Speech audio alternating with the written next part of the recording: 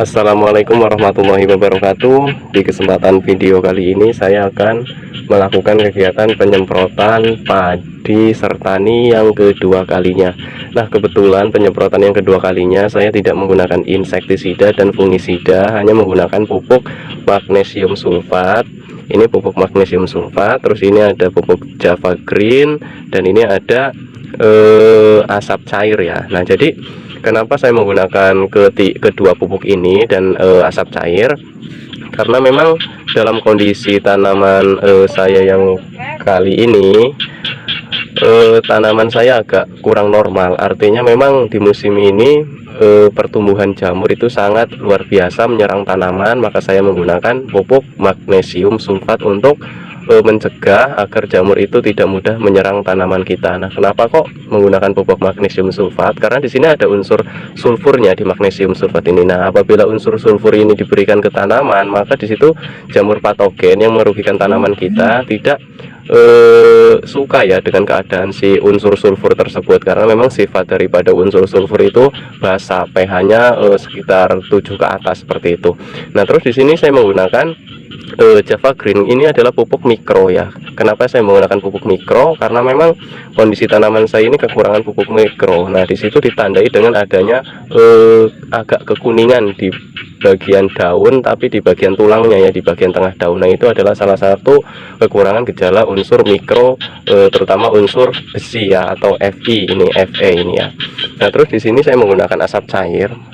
Asap cair ini manfaatnya yaitu untuk menetralisir, bukan menetralisir maksudnya. Nah, asap cair ini manfaatnya untuk menambah imunitas atau kekebalan si tanaman terhadap serangan penyakit seperti itu. Nah, apabila diberikan asap cair, maka tanaman juga akan lebih sehat dan kuat, tidak mudah terserang jamur dan penyakit seperti itu. Nah, yuk kita lihat kondisi tanaman saya seperti apa. Nah, ini adalah kondisi tanaman saya, tanaman padi sertani 13A dengan umur 15 hari setelah tanam. Jadi kondisi tanamannya seperti ini. Maaf, maksud saya 14 hari setelah tanam. Nah, ini adalah contoh tanaman yang kekurangan unsur mikro atau unsur V ya, unsur besi. Nah, ini bisa dilihat di sini tuh. Jadi bagian tengah tulang daunnya itu berwarna kuning tuh. Ini gejala ini adalah di daun-daun muda. Kalau kekurangan unsur mikro atau unsur besi itu tidak di daun yang tua, namun menyerangnya itu di daun yang muda. Nah, kalau sudah di ambang batas, artinya sudah gejala kekurangan unsur besi atau unsur mikronya itu parah. Di situ akan mengakibatkan kematian sel jaringan tanaman ya. Artinya nanti fotosintesisnya tidak sempurna, walaupun kita memberikan pupuk seperti NPK, kalsium, maka di situ tanaman tidak akan menyerap unsur pupuk tersebut secara sempurna. Jadi bisa dikatakan sia-sia. Nah, ini ada lagi nih, contohnya seperti ini. Jadi di tengah ya, gejalanya ini kuning seperti ini. Nah, di sini masih tetap hijau, di sininya di bawahnya hijau, tapi di tengah ini salah satu gejala kekurangan unsur besi. Hampir setiap tanaman ada, ini juga ada, itu bisa dilihat. Nah, ini kalau kondisi parah, ini sangat merugikan sekali bagi saya. Kalau bisa, makanya kita harus sering-sering menengok tanaman kita kondisinya seperti apa. Nah, terus hampir juga menyerang tanaman saya ini ada jamurnya, makanya saya gunakan pupuk magnesium sulfat tadi, karena ada unsur sulfur yang memang bisa menambah kekuatan atau imunitas tanaman terhadap serangan si jamur. Nah, peran magnesiumnya itu untuk membuat klorofil daun atau zat hijau daun.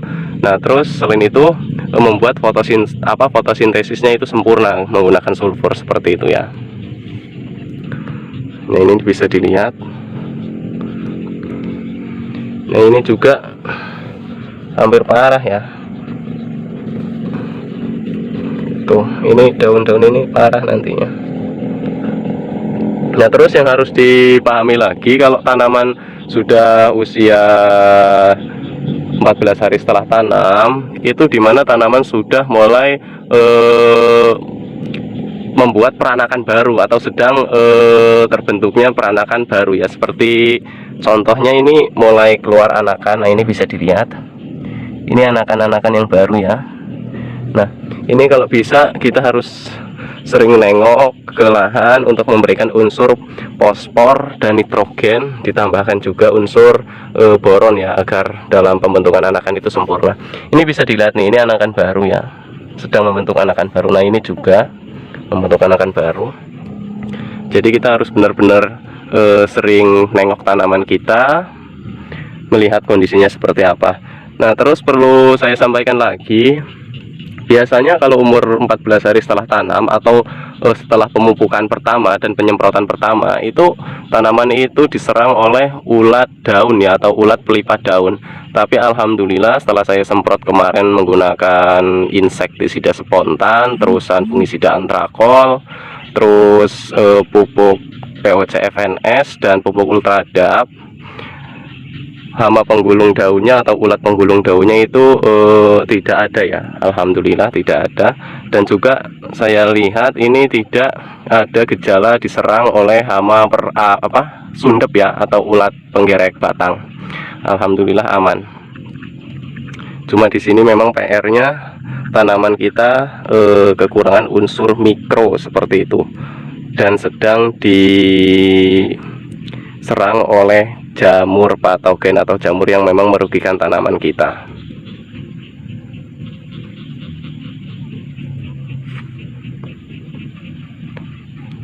Nah, terus bagaimana cara pencampuran pupuknya? Yuk kita simak bareng-bareng. Nah, oke, sekarang saya akan melakukan kegiatan pencampuran pupuk. Jadi kalau memang ini pupuk semua, ini mudah cara pencampurannya ya. Jadi saya menggunakan pupuk Java Green, ini cukup 3 sendok makan saja, 1, ini 2, 3 ya. Lalu aduk hingga larut, benar-benar larut sempurna.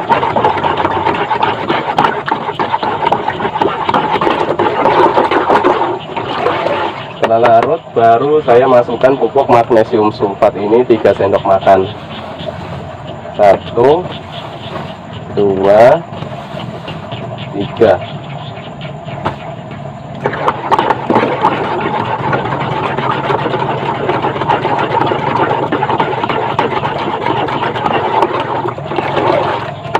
Setelah itu baru saya masukkan asap cair. Nah, ini mungkin banyak petani juga yang belum paham asap cair itu apa dan manfaatnya apa. Dan yang jelas asap cair ini manfaatnya untuk menambah imunitas atau kekebalan tanaman ya. Ini saya masukkan hanya 30 ml.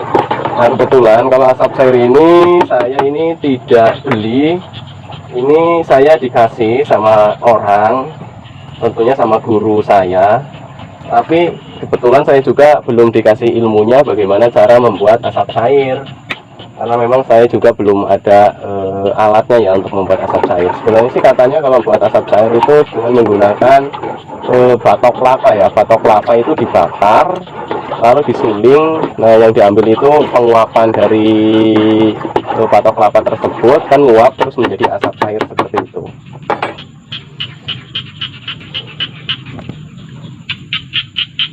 Nah, setelah itu tinggal masukkan ke tangki ukuran 16 liter seperti ini. Ini sudah larut sempurna. Nah, memang saya sangat suka ya menggunakan produk-produk dari Saprotan Utama atau Pak Tani, karena memang pupuknya itu sangat mudah larut. Nah, tinggal kita tambahkan air sampai penuh. Ini kapasitas tangki ukuran 16 liter.